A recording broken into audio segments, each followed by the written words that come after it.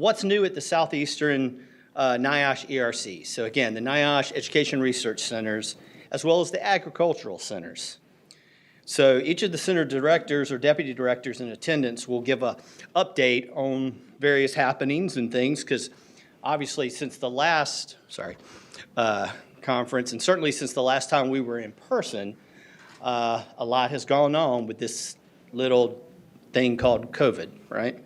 So we also have, at the end, we'll briefly hear from Elizabeth Maples, so Dr. Maples from NIOSH, who's the Research and Training Scientific Program Official in the Office of Extramural Programs. So, and if there's time, we'll open up for some discussion at the end. We'll see how that kind of goes, but we can always have some just really good discussion later on today at the reception. So hopefully you're attending. So with that said, we'll go ahead and get started. So I'm going to begin with, oh, she is on the screen, great. Dr. Lena Nylander French, who, as I said, couldn't be here in person, but she is able to join us via Zoom. Dr. Nylander French is the director of the ERC here in North Carolina, so the North Carolina Occupational Safety and Health Education and Research Center. So I'm going to turn it over to you, Lena. So I am deeply sorry. I am missing everybody this time. I guess this little thing, like John said, is causing some collateral damage. So I'm so sorry. I'm missing it all. But I have to say that I was tempted to do a little experiment, seeing how well this thing might actually spread since we are reducing all the protections. But decided that I'm not going to go there with my Finnish kind of humor. So I'm just going to stay home and keep everybody safe as possible. So, and I hope everybody is staying safe over there as well. So we are then discussing about the state of the ERCs in the Southeastern region, and I will share my screen, show you what we have been up to. So what we at UNC and in the North Carolina are doing with the Education and Research Center and the training in occupational health and safety sciences. So we are physically located at the University of North Carolina, Chapel Hill at the Gilling School of Global Public Health. We have 3 universities who are involved in our NCOS HERC. So UNC, Duke University, and North Carolina State University. Like I said, I direct currently the NCOS HERC, and we have been funded a long time by NIOSH. Actually, I'm going to show you, or talk about the timeline, I guess, unless you got it. Okay, you got it. So what we offer, so all these 75, since 1975, which is now, 46 years of business, we have been offered academic training in occupational exposure science, industrial hygiene originally, and occupational epidemiology. We are also providing training in occupational medicine, occupational safety and ergonomics, and then total worker health and graduate certificate that came part to our program in 2018. We have academic degrees in Master of Science in Public Health, Master of Science in Environmental Engineering, Master of Science in Public Health, and PhD. And we also have postgraduate training as well. So John, next one. And then we have fantastic outreach and education training, like you probably have already seen. John Saves Everybody. And we have license and certification preparations for asbestos, industrial hygiene, safety professionals, occupational health nurse, and then hazardous materials management. And then we also have outreach in construction, healthcare, manufacturing, and particularly to essential and underserved workers. To say what we actually are about to start advertising is our call for pilot project proposals. The due date should be June 1. Then we have 2 postdoctoral fellowships that are available for 22-23 years. We also offer CIH review course in May, and then 2 self-paced courses, one in professional ethics for industrial hygienists and safety professionals, and then fundamentals of industrial hygiene. And you can definitely turn to John about all this. He knows everything. And this is the timeline that I was talking a little bit. So we have been here since 1975, long before I was born, right? I came to UNC in 1997, so Michael Flynn was the director at the time.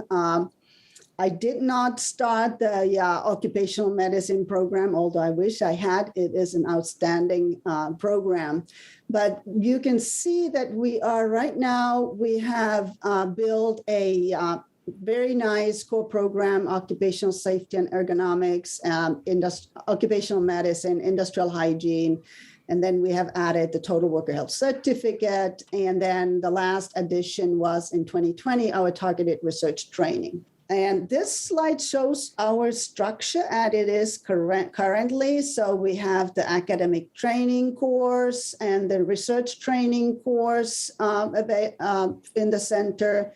John is the deputy director, and we have program manager Julie Myers. We have the outreach core is directed by John, and Emily is our program manager. But then we also have a fantastic 8-member external advisory committee now. We have also internal steering committee that contains the center directors. And then we have a stakeholder representatives, and we are relying heavily on our stakeholders and the external advisory committee to really guide us through. They guide us through the COVID past, and then they will guide us through the next 5 years, hopefully, in our functions in the center. Like I said, the occupational exposure science, we have 10 core faculty, 8 adjunct. We have a lot of students that we could support. Currently, we had 27 students who were NIOS trainees the past 5 years.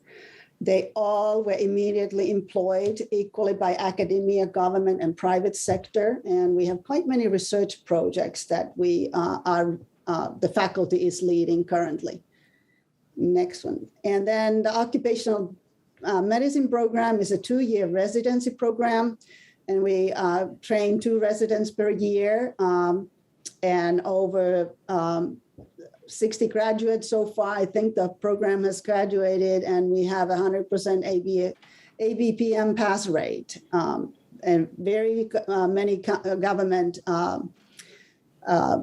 medical professionals have gone through this program. Occupational safety and ergonomics, that is at the NC State University. We have 3 core faculty in that program, and 9 trainees have graduated in the past 4 years, and we have currently 3 trainees on that program.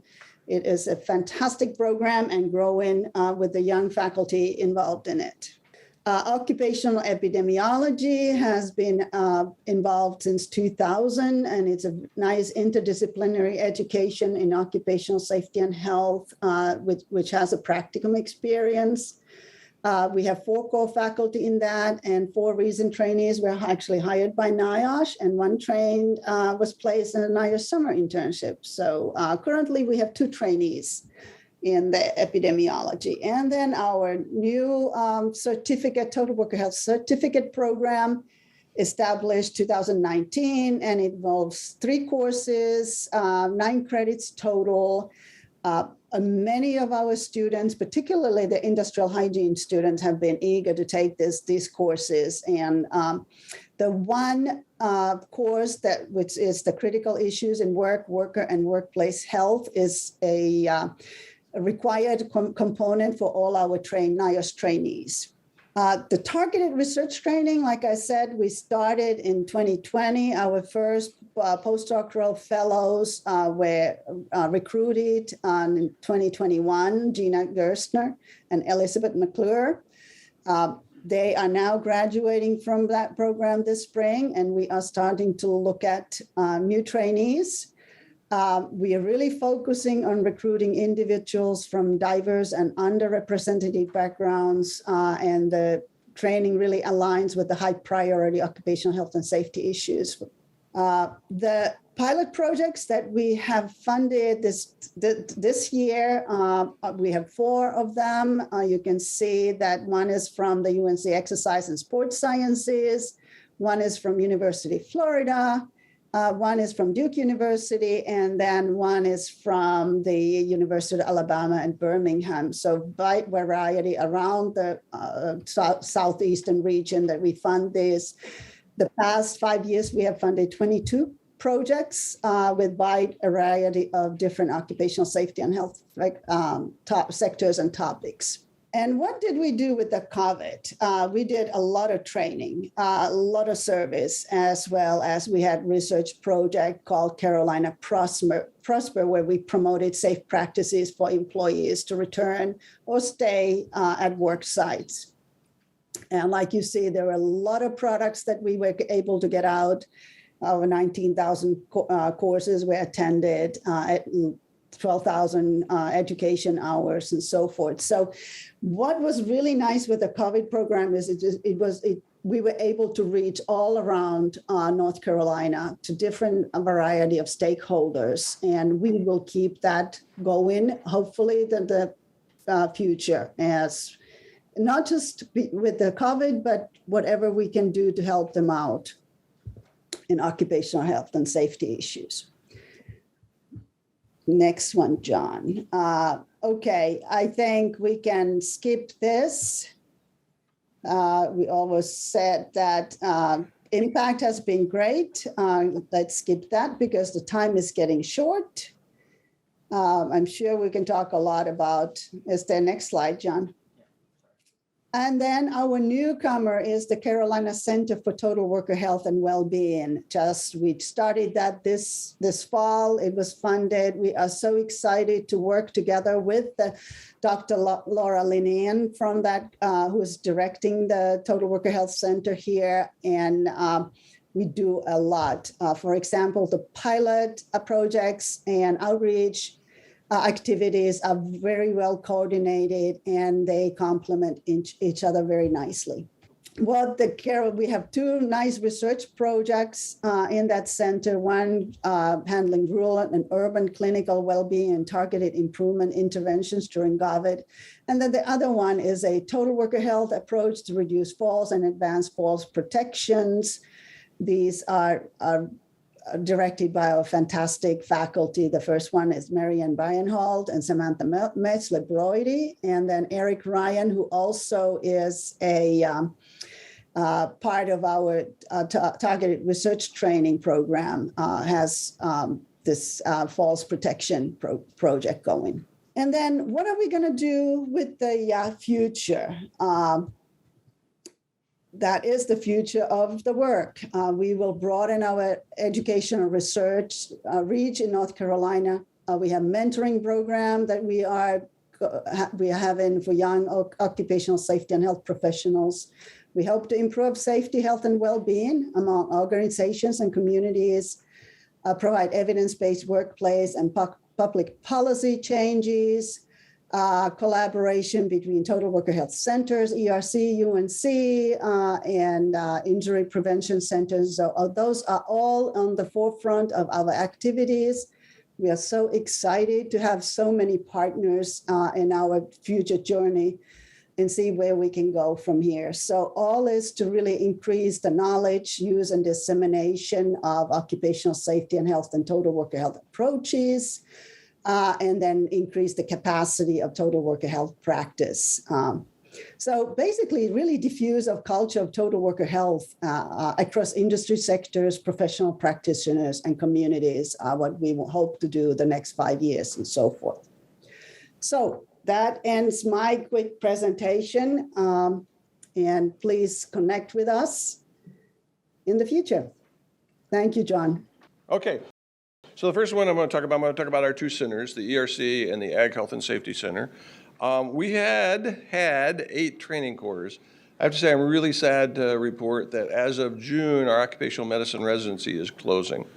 It's quite a loss to us because there are two things we try and emphasize in our ERC. One is get practical and get dirty. We try and get those students in the lab, in the field, doing practical applied stuff because that's really what helps them get, I think, get the skills built and get good jobs. The other thing that we really focus on is interprofessional training. All of our courses try, and as well as the research that students do, but we try and get them to work as teams just like they will in the workplace. And so by losing the occupational medicine residency program, we're losing that clinical perspective. We do still have a nursing program, which is actually increased, so we're blessed by that. Also, I think we may be the only ERC that has an occupational athletic training core called OAT. And it's not our idea. This idea was foisted on us by our partner right there in Georgetown, Kentucky, Toyota Manufacturing. Toyota said that, our biggest problem, of course, in online and assembly line manufacturing is injuries, repetitive stress, issues like that. And so they started hiring as interns our athletic trainers, and we turned that into a full-blown training program. You can see how athletic trainers love it. It's a full-time job. Instead of jumping from soccer to basketball to rugby, you got a full-time job. And I'll have to say, the manufacturers love this program. And in fact, they just got a great grant that's not manufacturing, but they're working with the Firefighter Association because firefighters, of course, trying to get in conditioning. What's the number one cause of firefighter death? Heart attack. Get them in great condition and try and reduce that. So these are our programs. I think Dr. Satil is here from our mining engineering. I think we're one of only two that maybe have a mining focus. And we partner with Eastern Kentucky University for their safety and industrial hygiene. They're only 25 miles away, so we do a lot of courses together. And as I said, our degree requirements, we have these core courses which are taught interdisciplinary, occupational health, and then an occupational health field studies course. I'll talk a little bit more about that. I have some great pictures here in a second. And then we have a monthly seminar and pretty much the same benefits all the ERCs get. Field training, I wasn't kidding. We do emphasize field work. We get the students out. 2, 3 of our major things that we've been doing is we've been working a lot more with forestry. Number one, the job with the highest fatality rate in the United States is forestry. It's surpassed, you've seen the big catch on television, fishing.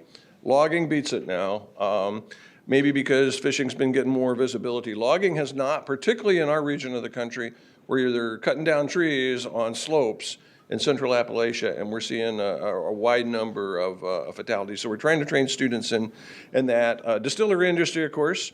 Oh, big news. They're building a distillery right there on University of Kentucky campus. It's going to be right next to our building, and it's going to have a warehouse, and Ashley's going to run the hospitality center, and I'm going to get they have a certificate in, I don't want to get a degree, but they have a certificate in distillery science. I'm going to get that certificate and give me a real job, get out of this academia stuff.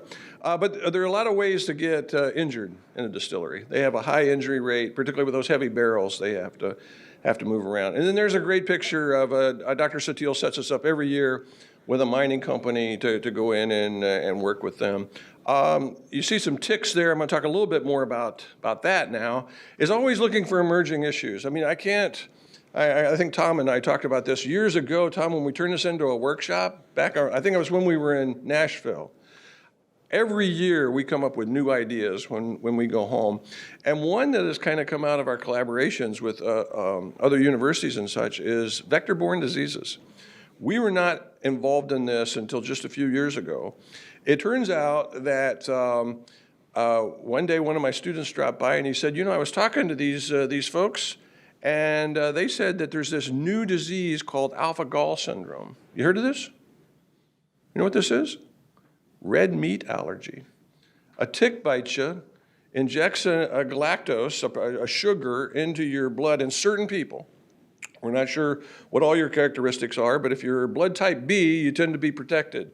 But if you're A or O, you're not protected. And then sometime later, you develop rather intense reaction to eating red meat, which is pork, beef, lamb, things like that. Doesn't work for chicken or fish, but for those red meat, it makes them sick. So how's that related to occupation?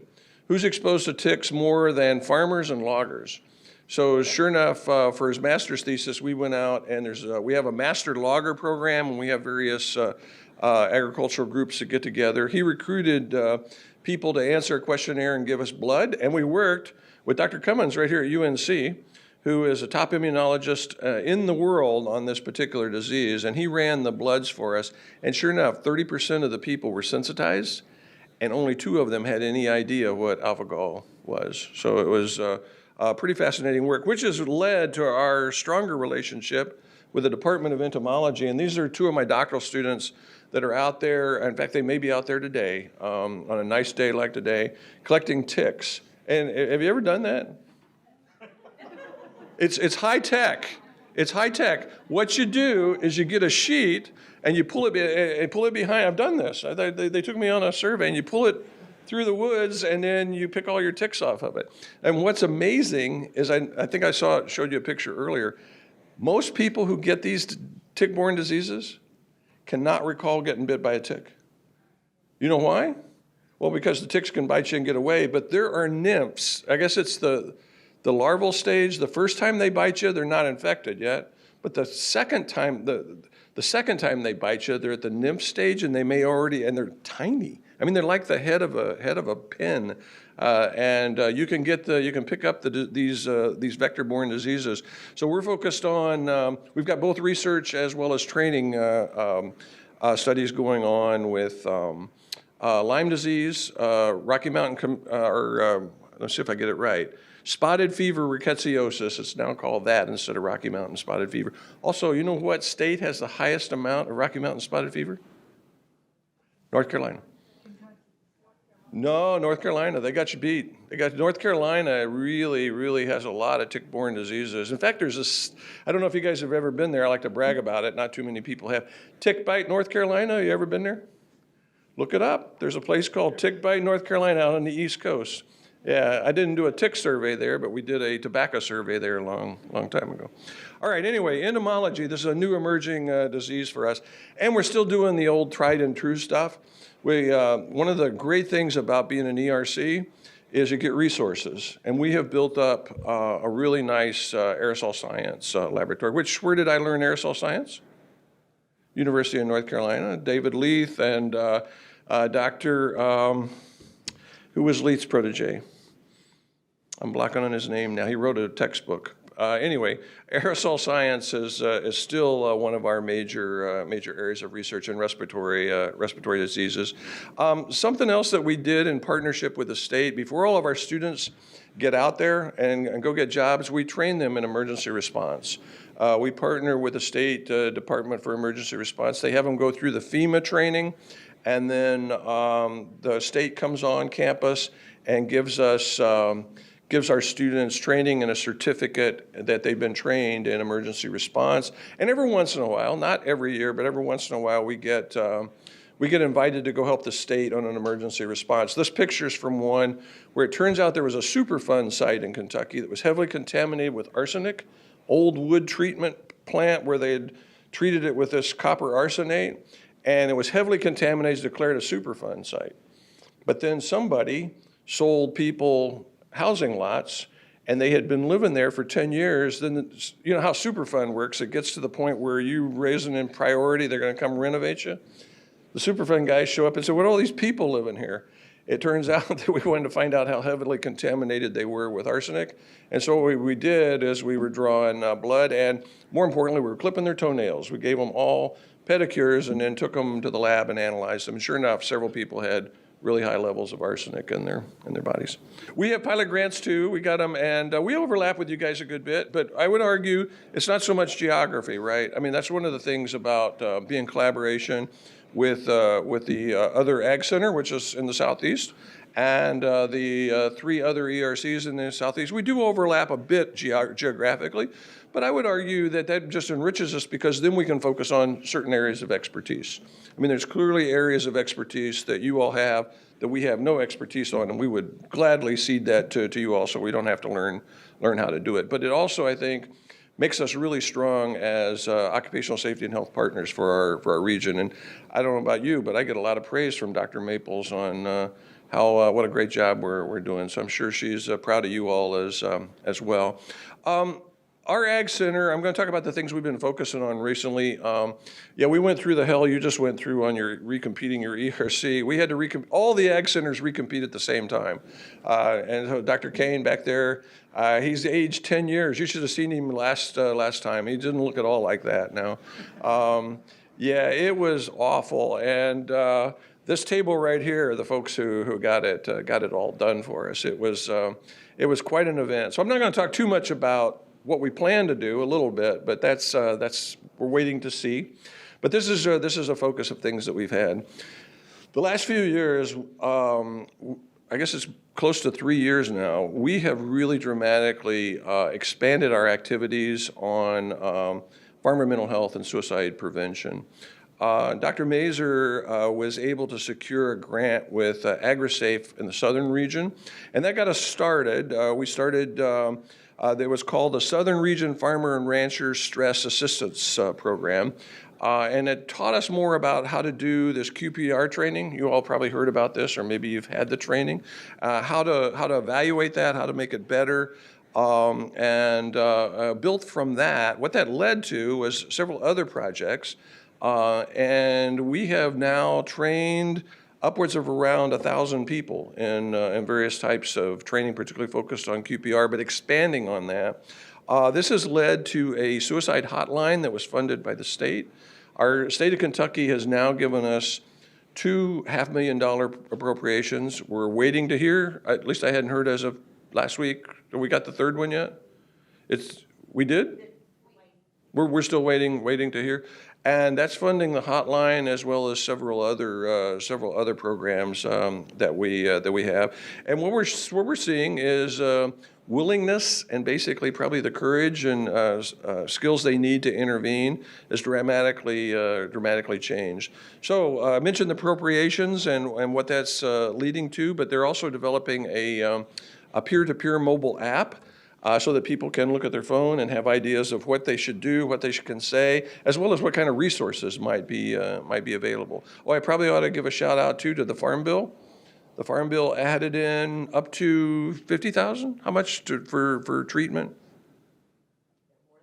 More than that. Per person? Is it more than? Okay, but that farmers, according to the Farm Bill, farmers can now get payment for mental health and depression treatment.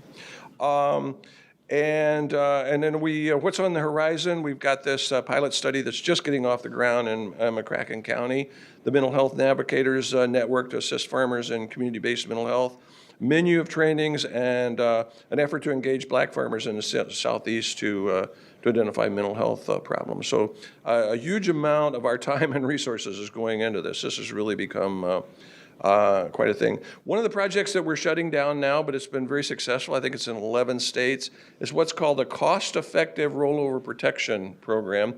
Dr. Stacy Vincent is the director of that. He took those ROP diagrams, plans that you can get, NIOSH had on its website, and has taken them into the VOAG schools and high schools. The VOAG teachers come to a training course in the summer. They're taught how to build a ROP, put it on a tractor. Then they go back to their high schools and teach their students how to do it. And we've been getting a lot of good press out of that. You can see how that's nice. You know, the farmer gets a free ROP, student gets some education, and all we do is, the other thing I ought to emphasize, we have an engineer that tests every ROP to make sure that they they're met up to code as far as being constructed properly. So it's, as I said, he's built that into 11 states now. Then we have a program that we're working with West Virginia University called TimberSafe, in which not only do do training of loggers, they actually go out and do audits. Rather than just, we do this all the time, right? We give somebody a training, we give them a pre-test and a post-test. Did you learn anything? Well, yeah, they learned anything. Well, did you do anything with that new knowledge that you got?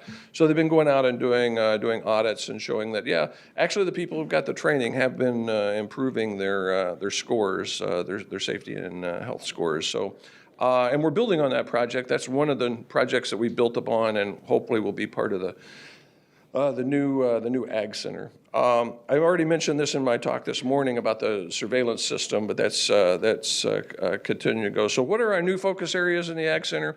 Roadway accident prevention, vector-borne diseases, respiratory diseases on dust and gas, noise-induced hearing loss, these farm safety audits, and I don't think I mentioned this, we moved from the College of Public Health to the College of Agriculture 2 years ago, and this has dramatically increased our relationships with Extension, our collaborations, our recruitment for students, and into new areas. In our College of Agriculture is a real strong focus on water quality. So it's a little more environmental, but where it ties in with our centers is clearly what's one of the major sources of water quality problems in Kentucky. It's mining, it's distilleries, and it's agriculture. So anyway, now I'm done, John. You can call it. All right, we'll keep on moving. Next up, Alan Holliday. She's coming on up. She's the Deputy Director of the Deep South Center and Director of their Continuing Education and Outreach Program. Hi. I have to say I'm delighted to be here. I'm sorry Claudio is not, so I'm sort of in his place. This is actually the first time that I'm seeing some of the students ever that have been in classes. And then the planning committee, I just want to shout out quickly. We've been online all year, so this is our first time together too. And these people out sitting among you have done an amazing job to put this together. So a little bit about the Deep South. I'm not going to give a long presentation and no slides. We've been around since 1982. We have 3 general areas. We have industrial hygiene at UAB in the School of Public Health, and then there's nursing, occupational health nursing, that's DNP and PhD.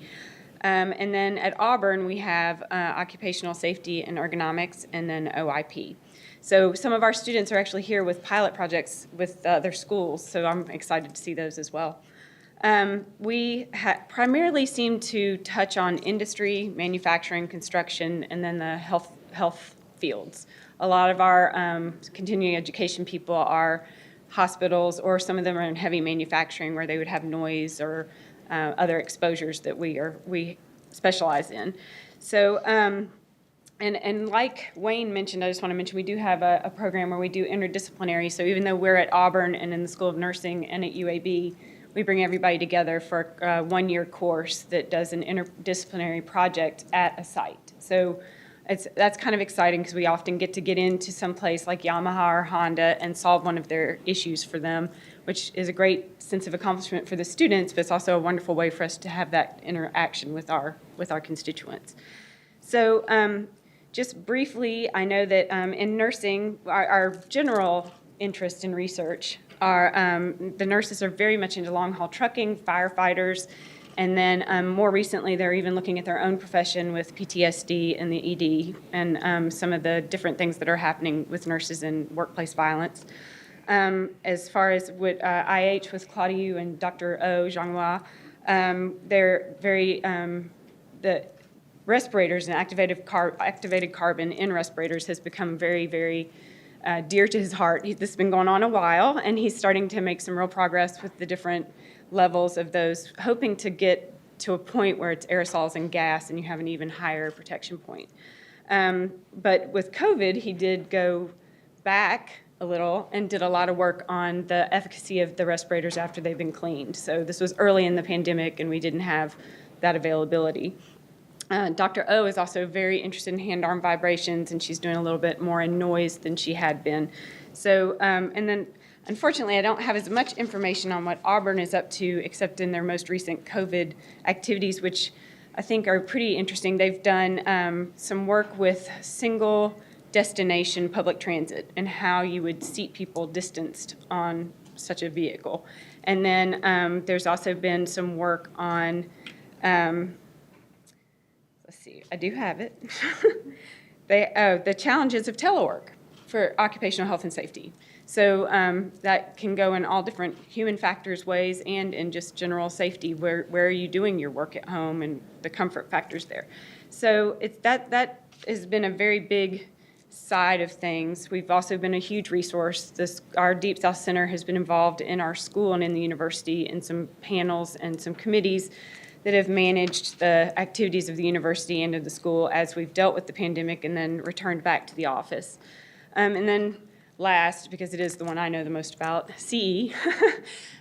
It kind of died with COVID, but we had to find a way to bring it back. And as COVID kind of relented, we actually worked with our instructors and created a fully online audiometric course. And it has been remarkably successful. KAOC, who's the accrediting body, even sent their director to our course. So we used to only give our KAOC course quarterly, and we've been giving it almost once a month since we started this process. So she's not here and she's probably not even listening, but Laura Wilson has done a phenomenal job, and Dr. Georgia Rhodes, just unbelievable. We also were invited to do, and we were delighted to do it, respirator fit testing for over 300 employees for the Alabama Nursing Home Association. And that's the last thing I'll really touch on. Long-term care facilities in Alabama have over 22,000 people in them. And it's this one group where we trained the 300 people that touched on 95% of those people in long-term care. So I feel like we made a real impact when everything was started, and the deaths in the nursing homes in Alabama did kind of trend back. So that was very positive. So that's really all I have. Director, Dr. Tom Bernard comes up. I'll mention really quickly, because I forgot to mention earlier, if you are a PPRT presenter to Tuesday or Wednesday, if you would come up here when we finish up at 4:30, we're going to get your photos, okay? So be photogenic. So now we have Dr. Tom Bernard, who's the director of the Sunshine Education Research Center at USF. Is this thing right? Make sure it is. Thank you. I paid for half of those people to clap for me, you know. All right, so from the Sunshine, oops, trigger finger here. First of all, I want to thank the planning. I'm going to do the thanks. My other directors missed the ball, so I got that. The planning committee's done a fantastic job. We want to thank them all. And UNC in particular, sorry Lena's not here in person, but for hosting it this year.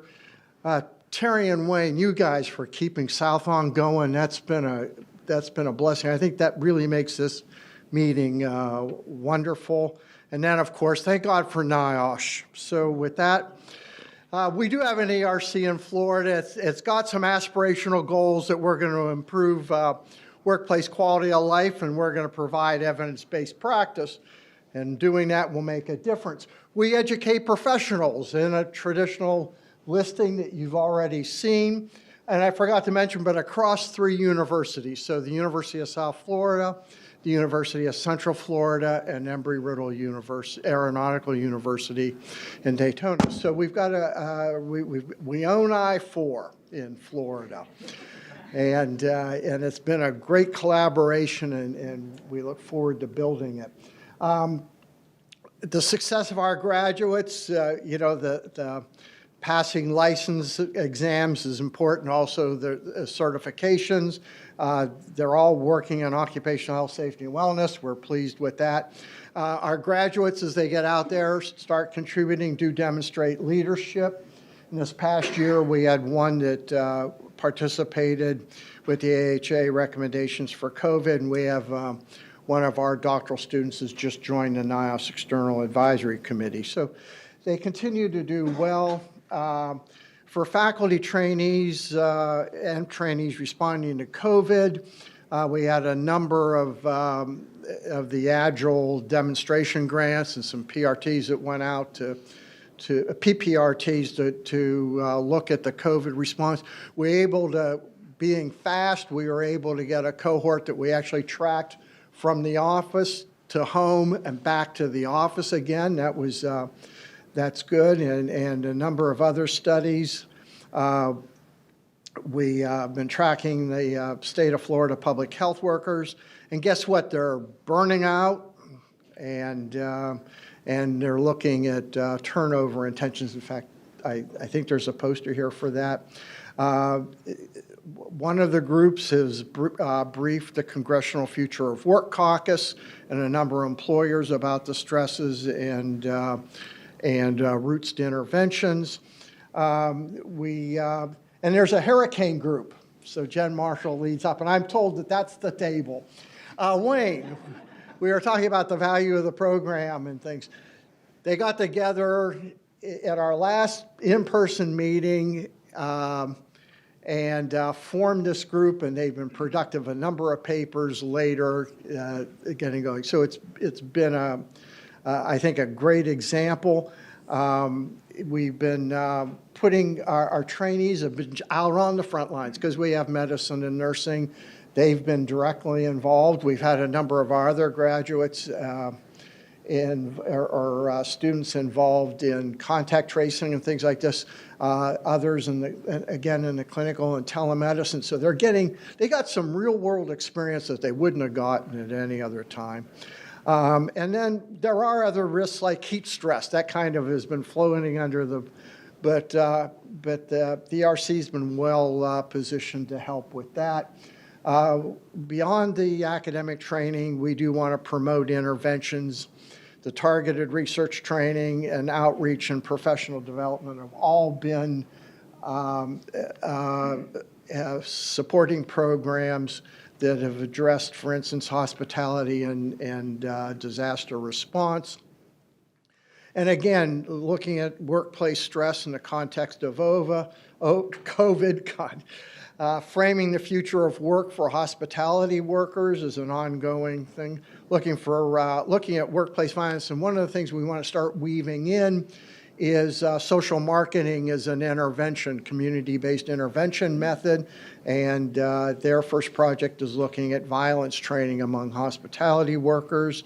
And we had a productive collaboration with the University of Puerto Rico until COVID got in the way, and we're looking to re-energize that again. Just as a couple of notes, we still welcome trainees, and if anybody knows good candidates, send them our way. Just to hit the importance of diversity, equity, and inclusion, we are, as all the other centers, looking for ways of doing that.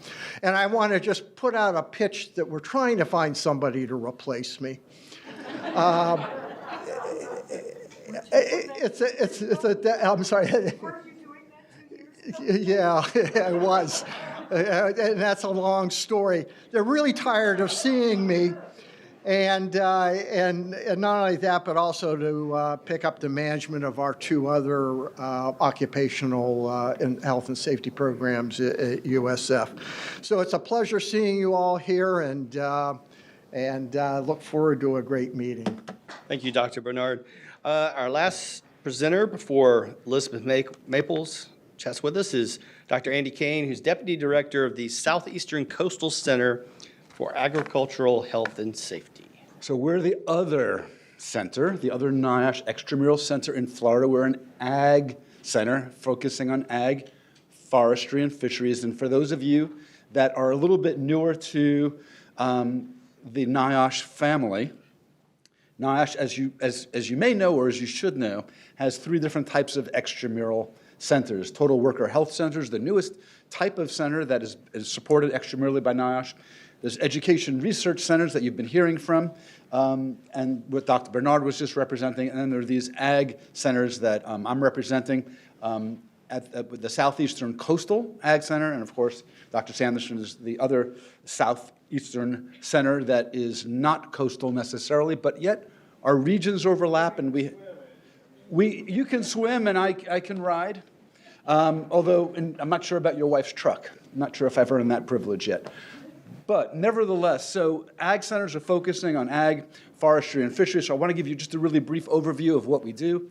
But more importantly, what this gathering means in terms of contributing to it is an opportunity. So before 4 years ago, this opportunity was really part of the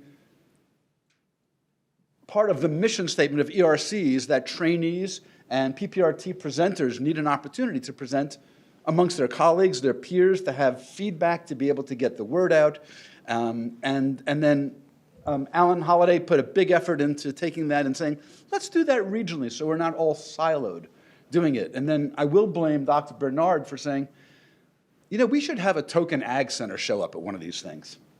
And that's not the way he phrased it at all. But we're talking about just the capacity in the region. And he invited me to come, and that was 5 years ago now in Savannah. And so this is the 5th meeting since then that we're all coming together as a group.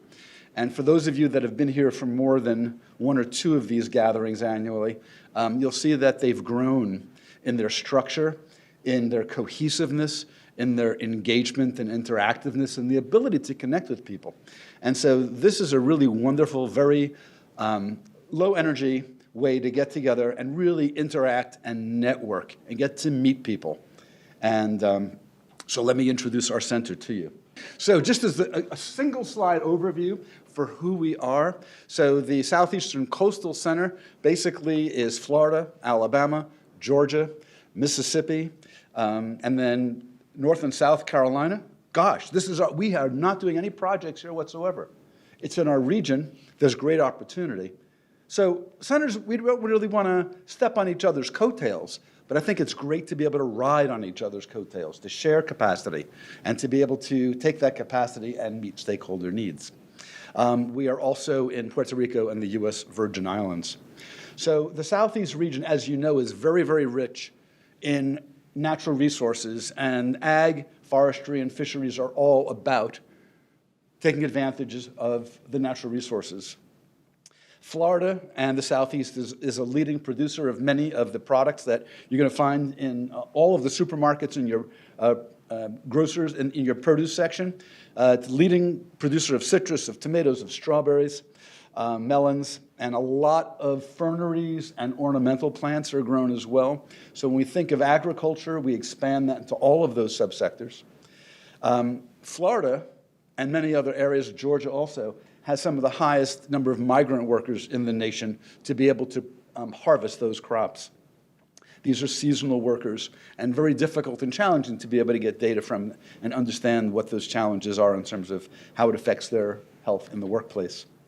And of course, living on the Gulf Coast and being along in Florida, we're surrounded by coastline. So both the South Atlantic and the Gulf Coast are home to many vibrant fisheries that supply a lot of the U.S. market and even more so in the international market. And then interestingly enough, when we think about commercial fisheries, the shellfish aquaculture sector within that happens to be the fastest growing subsector in commercial fisheries in the United States. And there's a lot of it going on the Gulf Coast right now. So the three foci of the three areas of emphasis in our center in our first funding cycle and what will serve as the nidus to move forward, focus on heat stress, pesticide exposure in ag settings, the intersection of heat stress and pesticide exposure, and then the occupational health and safety of commercial seafood harvesters. So a lot of what we're doing is flavored, peppered, if you will, by the researchers. The tone of the way the research is conducted is flavored by the researchers that do it. And I encourage all of you to have a voice and to have a flavor to your research. So for example, climate change is a big driver of changes in the workplace. So imagine ag workers in the field. It doesn't have to be the height of summer. It's hot and high humidity. And the same thing for seafood workers. You're out there, you're out in the open environment, you're out there for hours, sometimes days, uninterrupted, on a moving platform in all types of conditions.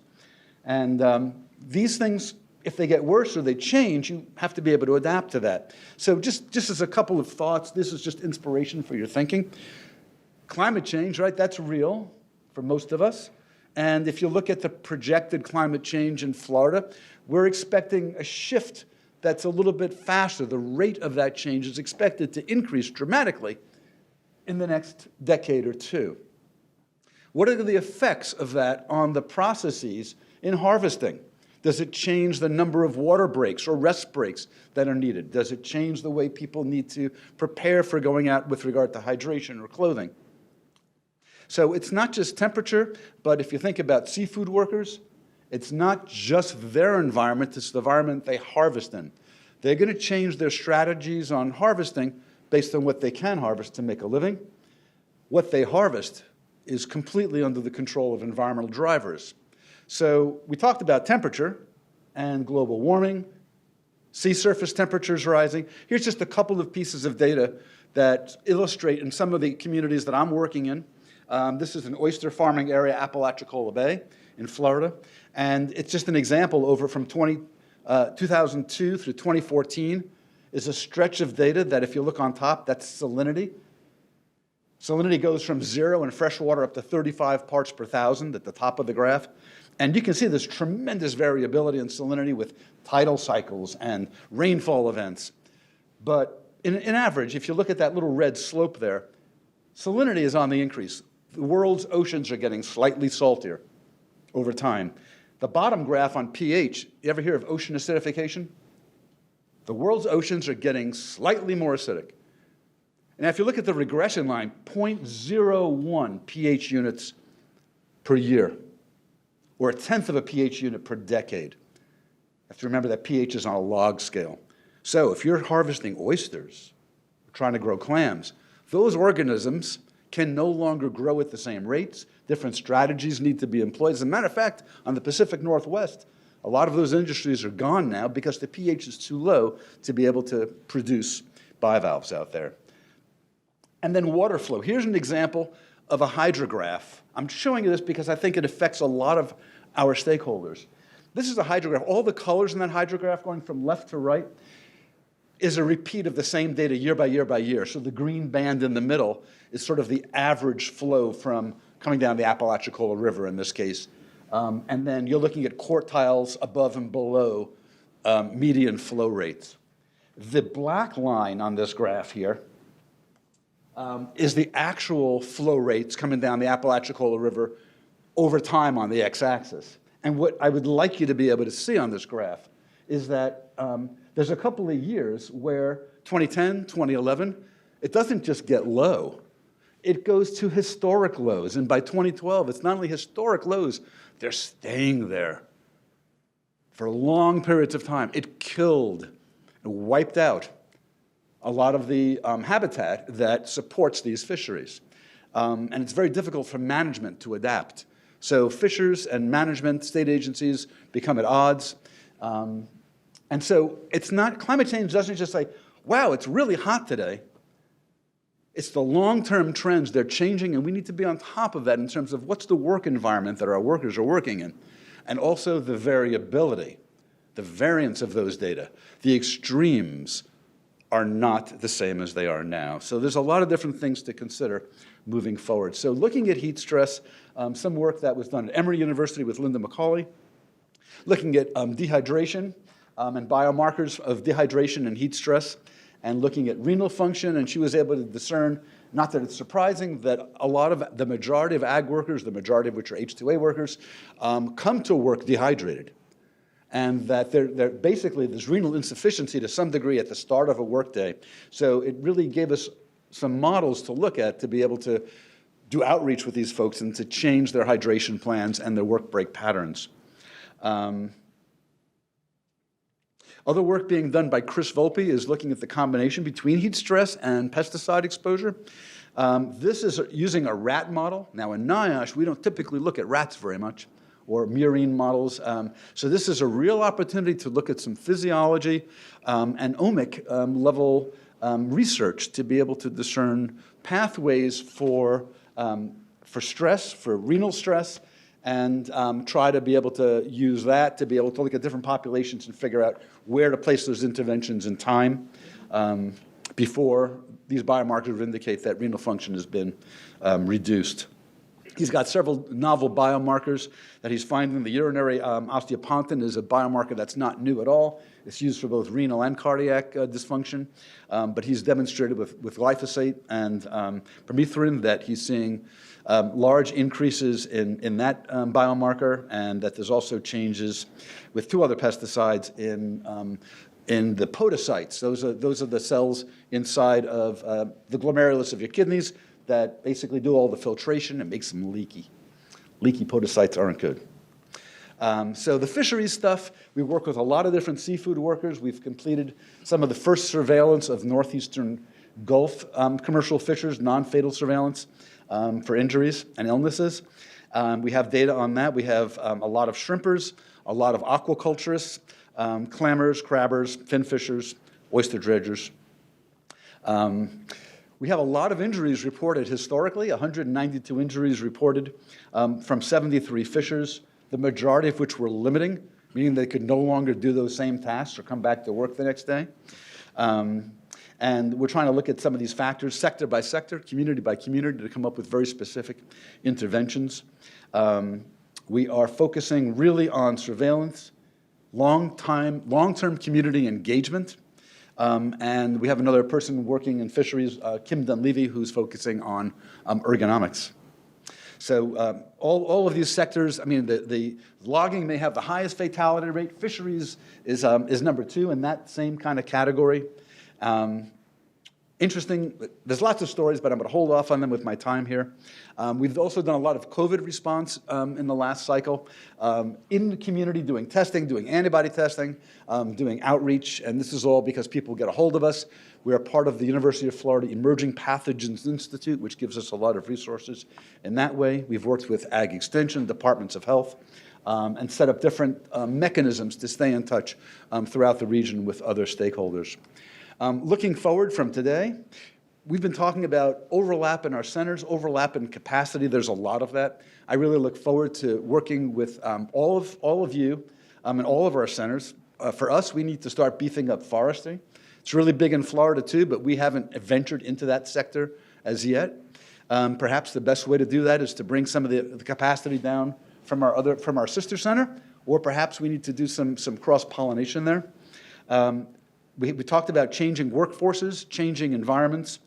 We're really interested in epidemiology as a tool to link exposures and stressors with outcomes. And right now, using any kind of data from the BLS or from state health systems or using hospital discharge codes, you can't get linkages between occupational history and health outcomes. So somehow finding a way to move policy in that direction, it's going to take all of us to do it. And then finally, continuing to put an emphasis on research that's translational, and through community engagement, finding ways to actually move the needle in the community, have metrics to discern how our research and our engagement has made a difference. So that's a tall order, but I think together I look forward to hitting that mark. To finish up with Dr. Elizabeth Maples, that all the ERCs know really well, who is the Research and Training Program, Scientific Program Official at NIOSH, and the Office of Extramural Programs, which is programs funded outside via NIOSH. So we're going to turn it over to you, Elizabeth. I'm going to keep it real short because I know you guys would love to get back on schedule. But on behalf of NIOSH, I just want to thank you. There's some incredible dynamic work that's being done by the ERCs across the Southeast. And to hear just these little synopses just energizes me so much.